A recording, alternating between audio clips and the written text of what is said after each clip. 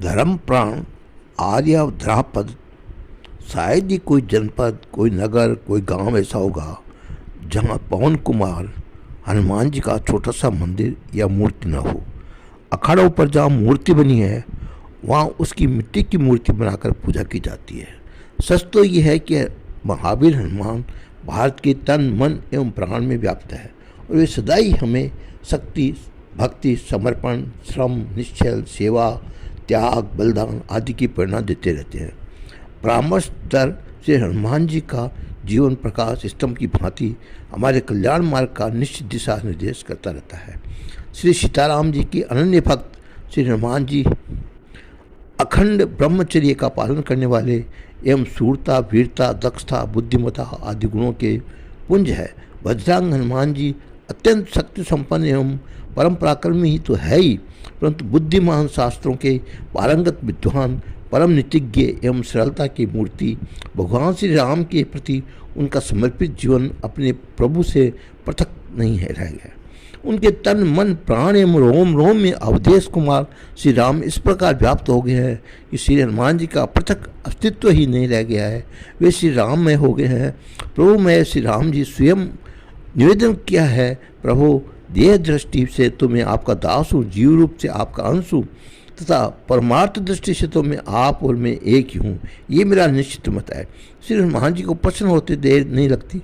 राम राम सीताराम सीताराम जपना प्रारंभ कर दीजिए, बस वे श्री राम भक्त उपस्थित हो जाते हैं, प्रसन्न हो जाते हैं। मनुष्य किसी प्रकार प्रभु की ओर उन्मुख हो जाए, वह जन्म मरण से मुक्ति पाकर प्राप्त कर ले। दया में प्रभु की ओर पग बढ़ाकर उन पर समर्पित होकर अपना सुनिश्चित कल्याण कर ले। इसके लिए कृपा मूर्ति श्री हनुमान जी सर्वदा प्रयत्न करते रहते हैं। किसी न किसी बहाने से प्रेरणा और प्रोत्साहन भी देते रहते हैं। भक्तों को तो वे प्राणों से भी अधिक प्यार करते हैं। समस्त अमंगलों का नाश करने वाले मंगल मूर्ति भगतवर श्री हनुमान जी का चरित्र परम पवित्र, परम मधुर एवं परामर्शहर है तो है ये अत्यंत अद्भुत भी है। श्री हनुमान जी की परम पुण्यमयी माता अंजनी देवी है, किंतु ये शंकर, सुवन, वायुपुत्र और केसरी नंदन कहे जाते हैं, अर्थात शिव, वायु और केसरी उनके पिता है। इन श्रेष्ठ को स्पष्ट करने वाली विभिन्न कथाएं पुराणों में प्राप्त है और कल्पभेद से सभी सत्य है। श्रद्धापूरित हृदय से उनकी अध्ययन, मनन, चिंतन आदि करना चाहिए। सौभाग्यशालिनी माता अंजना तथा शिव, वायु और केसरी की कथाएं संक्षेप में यहाँ दी जा रही है। माता अंजना सर्वाधिक सचिपति इंद्र की गुण रूप संपन्ना अप्सराओं में पुंजिसला नामक की एक प्रख्यात अप्सरा थी। वह अत्यंत लावण्य तो थी, चंचला भी थी। एक बार की बात है कि उसने एक तपस्वी ऋषि का उपवास कर दिया। ऋषि से न सह सके, कुछ होकर उन्हें श्राप दे दिया, बांदरी की तरह वो चंचलता करने वाली तू बांदरी हो जा। ऋषि का श्राप सुनते ही पूंजी की तरह कांपने लगी। वह तुरंत ऋषि के चरणों में गिर पड़ी और हाथ जोड़कर उनकी से दया की भीख मांगने लगी। सहज के पल ऋषि द्रवित हो गए और बोले, मेरा वचन मिथ्या नहीं हो सकता। बांदरी तो तुझे होना ही पड़ेगा, किंतु तुम इच्छा अनुसार रूप धारण करने लगो में समर्थ हो जाओगी। तुम जब चाहोगी तब बांदरी हो जाओगी और तब चाहोगी तब मनुष्य के रूप पेश में रह जाओगी।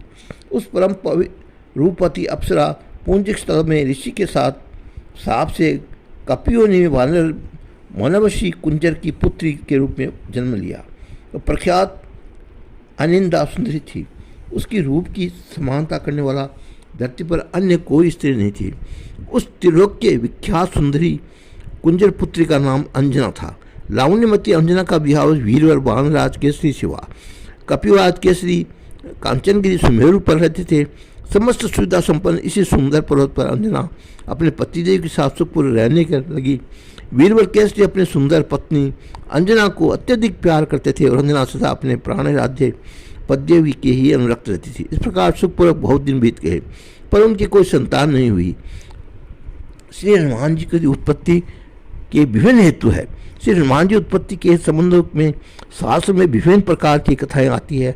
संक्षेप में इस प्रकार है। अनंत करुणा एवं प्रेम की मूर्ति श्री हनुमान जी की लीला मधुर मनोहर एवं अद्भुत है। उसके स्मरण एवं श्रवण से मंत्रमुग्ध